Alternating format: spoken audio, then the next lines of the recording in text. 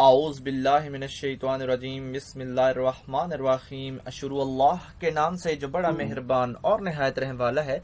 उम्मीद है आप लोग खैरियत से होंगे और इस वीडियो में इंजीनियर फैसल आपसे मुखातिब है। हमारी आज की वीडियो का टॉपिक है फिजिकल प्रॉपर्टीज ऑफ अल्केन। और इसके अलावा मैं आपको अपने चैनल का इंट्रोडक्शन करवाता चलूं। मेरे चैनल का नाम केमिकल इंजीनियरिंग एच टेक है और इसके अंदर ऑर्गेनिक केमिस्ट्री से रिलेटेड काफ़ी टॉपिक्स मौजूद हैं और आप इनको बैकग्राउंड में भी देख सकते हैं। आप मेरे चैनल को सब्सक्राइब करेंगे, बेल का आइकन प्रेस करेंगे तो मेरी हर लेटेस्ट वीडियो आपको मिलती रहेगी। आज हम पढ़ेंगे अल्केन्स की फिजिकल प्रॉपर्टीज और उसके बाद हम डिस्कस करेंगे उसकी केमिकल प्रॉपर्टीज को।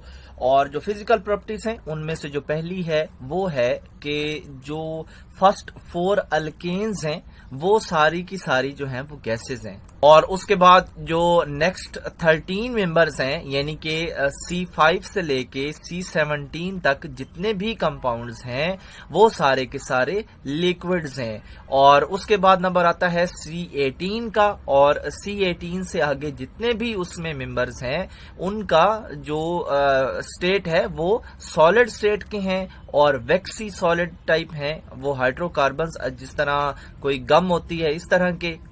इस चार्ट को देख के आप अपनी कंफ्यूजन क्लियर कर लें। यहाँ पे ये पहला कंपाउंड है अल्केन्स का जो चार्ट है इसमें मीथेन है और वो कह रहा था कि जो पहले 4 हैं ये सारे के सारे गैसेस हैं यानी कि मीथेन, ईथेन, प्रोपेन और ब्यूटेन तक ये सारे के सारे हमारे पास गैसेस हैं। और इसके बाद पेंटेन से लेके जो आगे पेंटाडीकेन है वहां तक जितने भी कंपाउंड्स हैं उनकी जो फिजिकल स्टेट होगी हमारे पास वो लिक्विड फॉर्म में होगी। और उसके बाद जितने भी होंगे वो वैक्सी सॉलिड्स होंगे 18 ऑनवर्ड यानी जितने भी आगे होंगे वो जो है वो वैक्सी सॉलिड होंगे।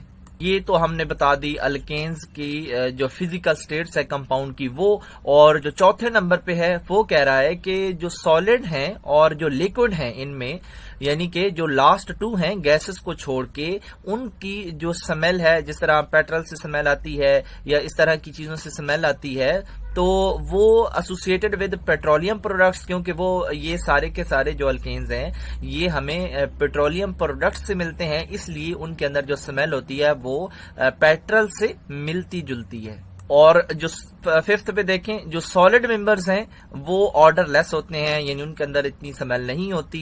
जिस तरह कोई ग्रीस देख लें, ग्रीस में से स्मेल कोई नहीं आ रही होती।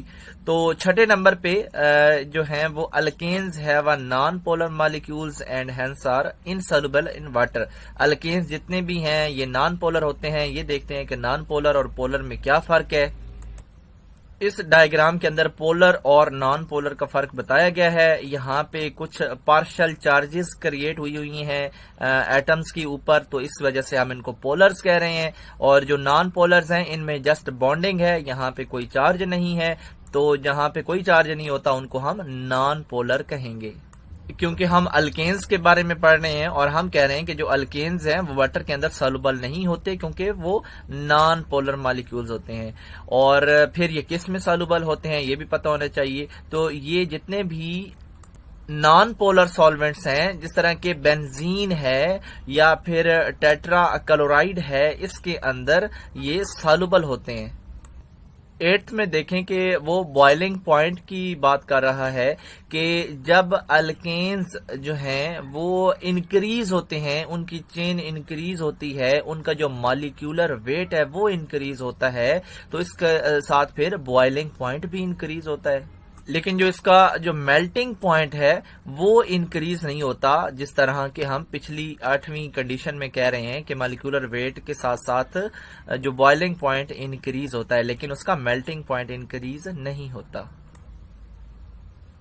थोड़े से अल्केन के अलावा जो उसका बॉइलिंग पॉइंट है अगर हम उसकी जो चेन होती है उसके अंदर कार्बन एटम को ऐड करें तो एक कार्बन एटम ऐड करने से जो उसका बॉइलिंग पॉइंट है वो कितना इंक्रीज होगा 20 to 30 डिग्री इंक्रीज हो जाएगा।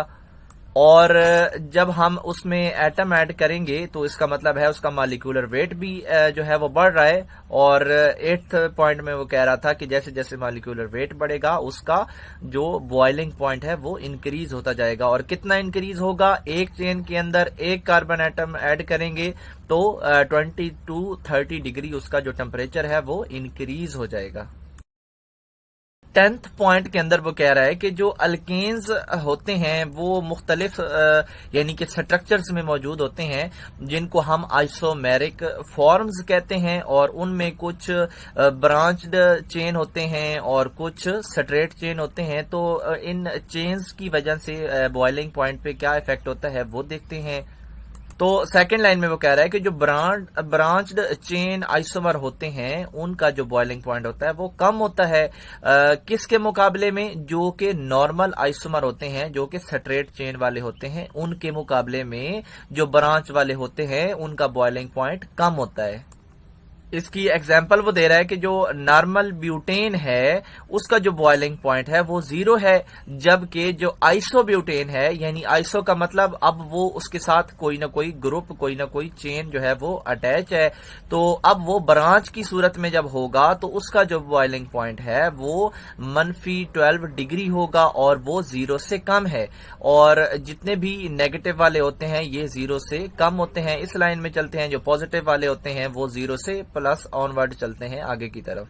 अब हमने यहाँ पे 2 बातें की कि एक स्ट्रेट चेन वाले जो स्ट्रक्चर्स हैं और एक ब्रांच वाले हैं उनके बॉइलिंग पॉइंट में फर्क है। तो इसकी रीजन भी देख लेते हैं कि क्यों ब्रांच्ड चेन वालों का जो बॉइलिंग पॉइंट है वो कम होता है।